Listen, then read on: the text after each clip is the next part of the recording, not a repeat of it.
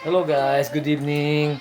Nagluluto po ako ngayon ng ginataang manok na may papaya at may malunggay. Yes. Tingnan nyo po pakita ko po sa inyo. Nilalagyan ko na po ng nyog. Ito na po yung panghuling nyog. Yan na po yung panghuling nyog. Ang sarap niyan, grabe. Special po yan. Ginataang manok na may papaya, may malunggay. Yes. Sarap niyan. Halo-halo. Ito na yung panghuling gata natin, no?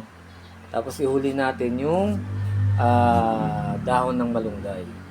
Pagka kumulo na yan, kahit ilagay lang yung malunggay. Tapos i-off na yung apoy. Yes. Sarap. Diba? Tingnan mo naman ang aking cook. Ang aking cook. Yes! Yan ang aking cook. Ang galing ng kusinera ko. Mamaya, meron siyang gift sa akin. Okay, magaling siyang magluto. Okay po. Mamaya, pakita ko sa inyo na kung okay na yung niluto. Ha? Okay. Okay guys, silipin natin. Silipin natin.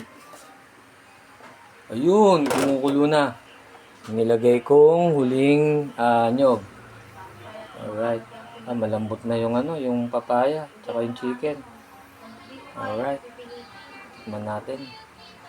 Yan, sarap nito.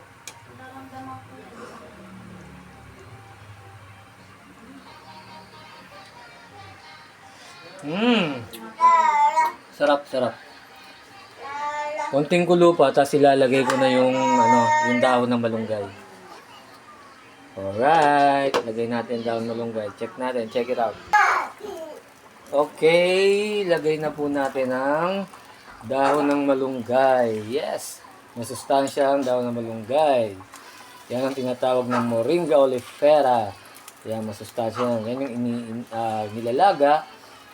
Tapos, iniinom ng mga nagpapadedeng nanay para sa kanilang mga tatay. Sa mga anak pala, sa mga baby. Ayun, sarap. Yan. Yung kulit. Kulo-kulo. Hinaan mo lang yung apoy.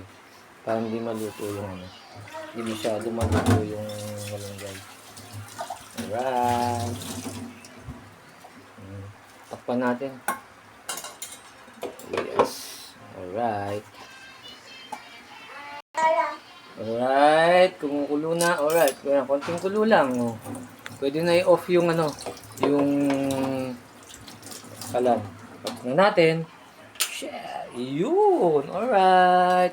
Luto na po ang aking ginataang manok na merong papaya at malunggay. Yes. Delicious.